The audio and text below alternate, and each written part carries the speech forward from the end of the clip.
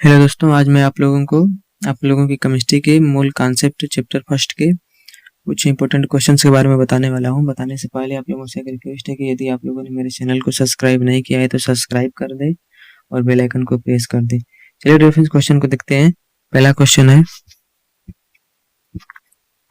है ठोस कठोर क्यों होते हैं। तो रेफरेंस इसका उत्तर होगा ठोस कठोर होते हैं क्योंकि इनके अवयवी कण जो होते हैं अत्यंत निबिड़ और संकुलित होते हैं।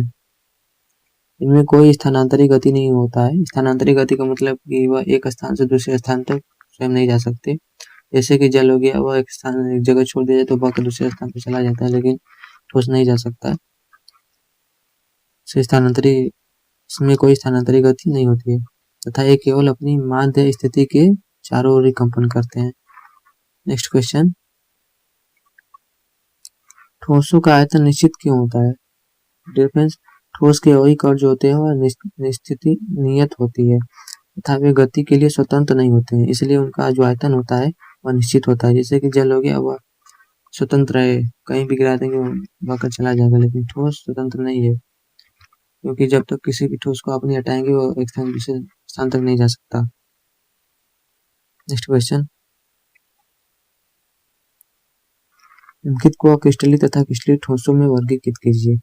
रेफरेंस, इनको क्रिस्टलीय तथा क्रिस्टलीय के रूप में वर्गीकृत करना है। पहले पॉलीयूरेथेन, नेफ्थलीन, बेंजोइक अम्ल, Teflon, potassium nitrate, cellophane, polyvinyl chloride, रेसा, कांच, तांबा। तो डियर फ्रेंड्स, इनमें से क्रिस्टलीय ठोस जो है वह है पॉलीयूरेथेन, फ्लान, सेलोफेन, पॉलीविनाइल क्लोराइड, रेसा, कांच, ये सब क्रिस्टलीय ठोस है। तथा क्रिस्टलीय ठोस है इसमें से नेफ्थलीन और बेंजोइक अम्ल, पोटेशियम नाइट्रेट, तांबा, ये सब क्रिस्टलीय ठोस है।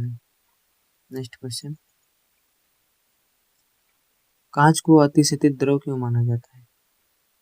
क्योंकि यह ठोस होते हुए भी द्रवों के कुछ गुण प्रदर्शित करता है। द्रवों के समान इसमें प्रवाहित होने का गुण होता है। इसका यह गुण पुरानी इमारतों के कांचों में देखा जा सकता है।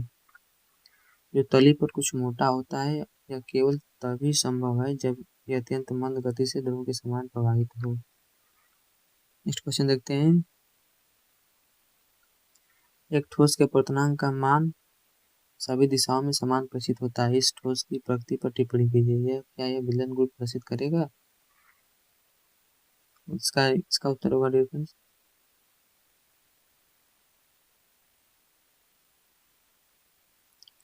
इसका उत्तर होगा चूंकि ठोस के अपवर्तनांक का मान सभी दिशाओं में समान होता है, अतः यह समदेशिक प्रकृति का है, अतः यह क्रिस्टलीय ठोस है।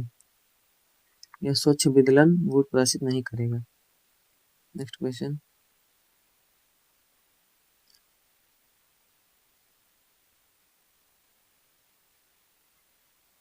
उपस्थित अंतराणविक बलों के प्रकृति के आधार पर उनके ठोसों को विभिन्न संवर्गों में वर्गीकृत कीजिए। Potassium sulphate, tin, benzene, urea, ammonia, जल, zinc sulphide, graphite, rubidium, argon, silicon, carbide. Reference, उसका उत्तर होगा पोटेशियम सल्फेट जो है वह आयन है, और टीन जो है वह एक धातु है, धात्विक है। बेंजीन जो है आणविक है लेकिन अध्रुवी है। यूरिया जो है वह आणविक है लेकिन ध्रुवी है। अमोनिया जो है वह आणविक है लेकिन हाइड्रोजन बंध से बंधा होता है।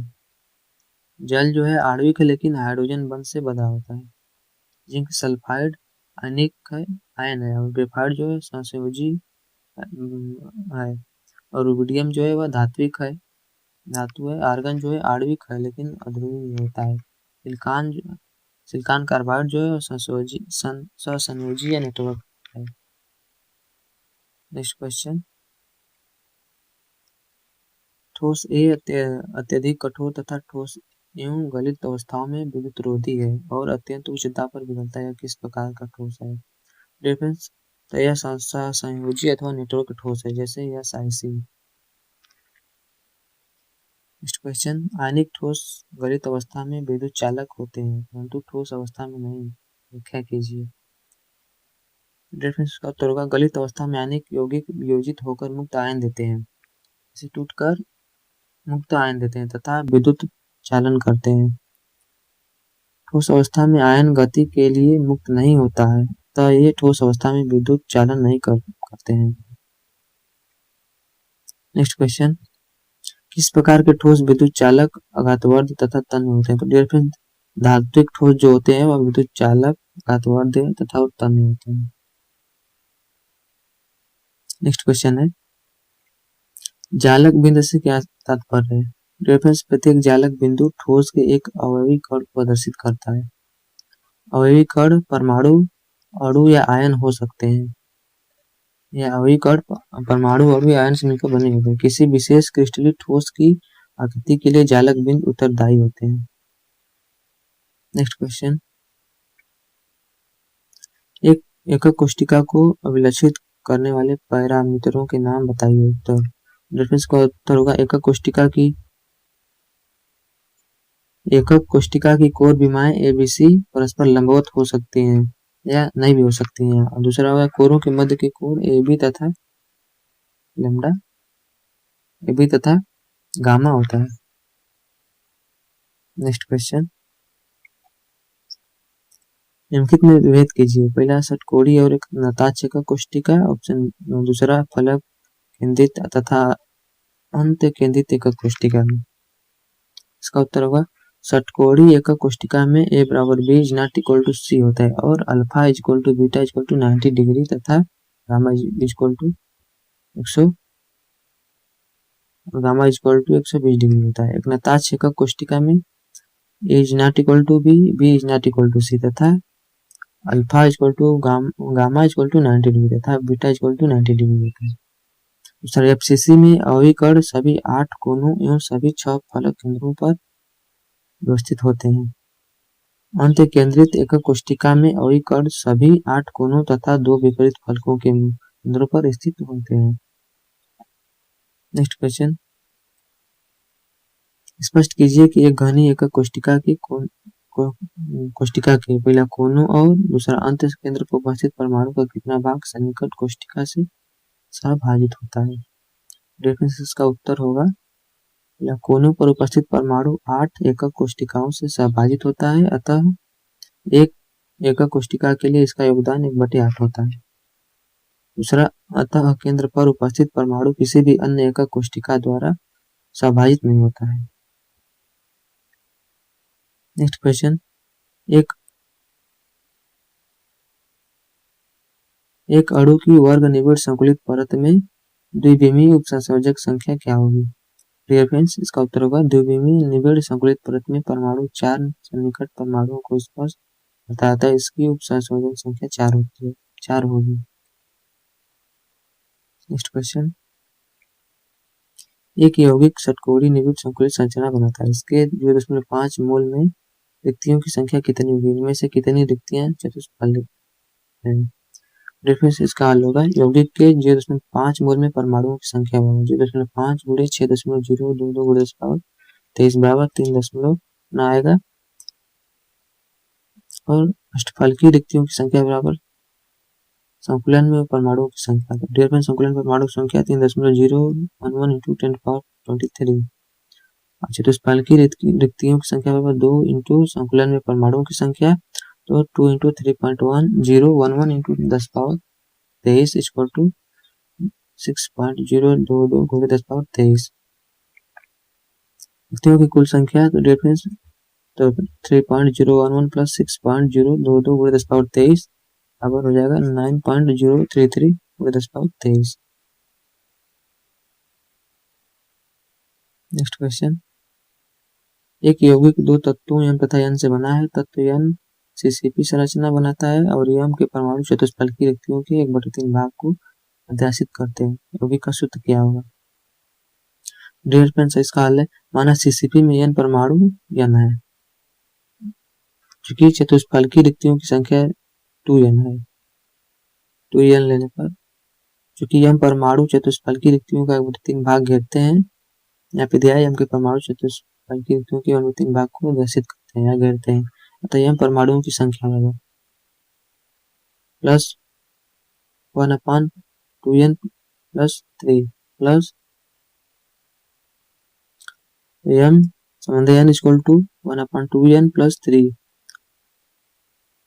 संबंध n इक्वल टू 2 संबंध 3, अतः सूत्र m2n2 होगा।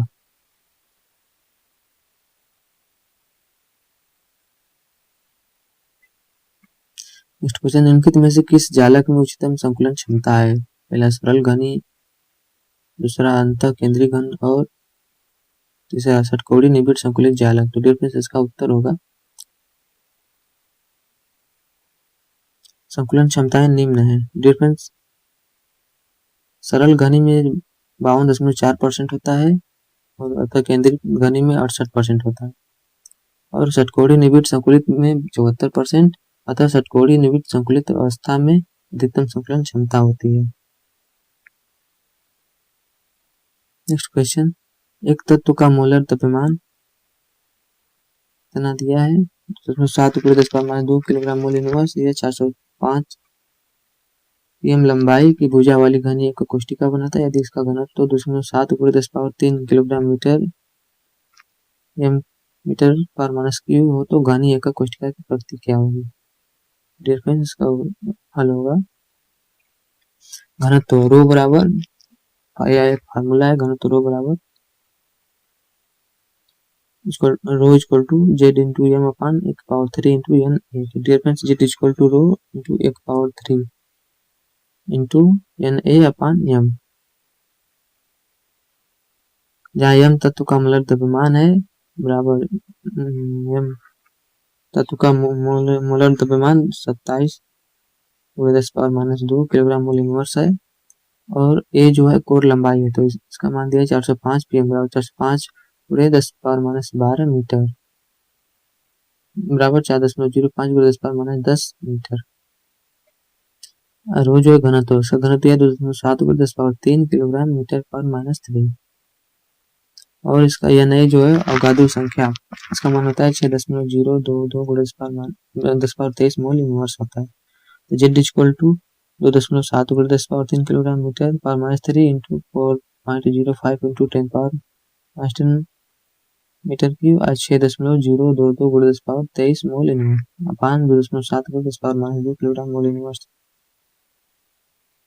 डिफरेंस। तो इसका आंसर आ जाएगा 3.99। चूंकि प्रति एकक कोष्ठिका में तत्व के 4 परमाणु हैं तो घनी एकक कोष्ठिका फलक केंद्रीय अपशिष्ट या घनी निबिड़ संकुलित होगी।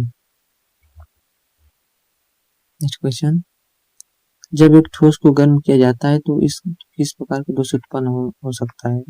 इससे कौन से भौतिक गुण प्रभावित होते हैं और किस प्रकार? डिफरेंस उसका उत्तर होगा रिक्तिका दोष। गर्म करने पर ठोस के कुछ परमाणु अथवा आयन जालक स्थल को पूर्णतः छोड़ देते हैं। परमाणु अथवा आयनों के क्रिस्टल को पूर्णतः छोड़ने के कारण पदार्थ का घनत्व जो होता है कम हो जाता है।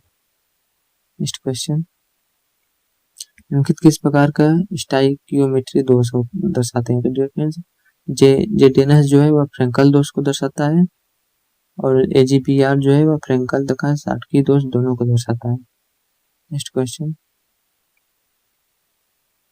समझाइए कि एक उच्च संयोजी धनायन को अशुद्धि की तरह मिलाने पर आयनिक ठोस में रिक्तिकाएं किस प्रकार प्रविष्ट होती हैं? डिफरेंस का उत्तर होगा विद्युत उदासीनता बनाए रखने के लिए उच्च संयोजकता वाले धनायन द्वारा निम्न संयोजकता वाले 2 या अधिक धनायन प्रतिस्थापित होते हैं। अतः कुछ धनायन रिक्तियां जनित होती हैं, जैसे यदि आयनिक ठोस Na+Cl- में Sr2+ की अशुद्धि मिलाई जाती है तो Na+ जालक बिंदु रिक्त हो जाता है तथा इनमें से एक Sr+2 आयन द्वारा घिर जाती है तथा अन्य रिक्त रहती है, तथा अन्य खाली रहती है। नेक्स्ट क्वेश्चन, जिन आयनिक ठोसों में धातु अधिक दोष के कारण आयनिक रिक्तियां होती हैं वे रंगीन होते हैं, उपयुक्त उदाहरण की सहायता से समझाइए। इसका उत्तर होगा, इसको सोडियम क्लोराइड का उदाहरण लेकर समझा सकते हैं। जब इसके क्रिस्टलों को सोडियम वाष्प की उपस्थिति में गर्म करते हैं तब कुछ क्लोरीन माइनस आयन अपने जालक क्रिस्टलों को छोड़कर सोडियम से संयुक्त होकर NaCl बना लेते हैं, सोडियम क्लोराइड बना लेते हैं। इस अभिक्रिया के होने के लिए सोडियम परमाणु इलेक्ट्रॉन खोकर Na+ आयन बनाते हैं और ये इलेक्ट्रॉन क्रिस्टल में विसरित होकर Cl- आयनों द्वारा जनित ऋणायनिक रिक्तियों को घेर लेते हैं। क्रिस्टल में अब सोडियम का अधिक होता है, अयुग्मित इलेक्ट्रॉनों द्वारा घेरे गए स्थल यह केंद्र कहलाते हैं। ये क्रिस्टल को पीला रंग प्रदान करते हैं क्योंकि ये दृश्य प्रकाश की ऊर्जा का अवशोषण करके विसर्जित हो जाते हैं। नेक्स्ट क्वेश्चन, वर्ग 14 के तत्व को n प्रकार के अर्धचालक में उपयुक्त अशुद्धि द्वारा मिश्रित करके रूपांतरित करना है। यह अशुद्धि किस वर्ग से संबंधित होनी चाहिए? डियर फ्रेंड्स, यह अशुद्धि वर्ग 15 से संबंधित होनी चाहिए। नेक्स्ट क्वेश्चन, किस प्रकार के पदार्थों से अच्छे स्थायी चुंबक बनाए जा सकते हैं? लौह चुंबकीय अथवा परिचुंबकीय, अपने उत्तर का औचित्य बताइए। तो लौह चुंबकीय पदार्थ श्रेष्ठ स्थायी चुंबक बनाते हैं क्योंकि इनमें धातु आयन छोटे क्षेत्रों में व्यवस्थित होते हैं, जिन्हें डोमेन कहते हैं। इनको डोमेन कहा जाता है। प्रत्येक डोमेन सूक्ष्म चुंबक के रूप में कार्य करता है। ये डोमेन अनियमित रूप में व्यवस्थित होते हैं जब इन पर चुंबकीय क्षेत्र आरोपित किया जाता है, तब ये चुंबकीय क्षेत्र की दिशा में व्यवस्थित हो जाते हैं और तथा प्रबल चुंबकीय क्षेत्र बनाते हैं। बाह्य चुंबकीय क्षेत्र के हटा लेने पर भी डोमेन व्यवस्थित रहते हैं। इस प्रकार लौह चुंबकीय पदार्थ स्थायी चुंबक में परिवर्तित हो जाता है। Next question,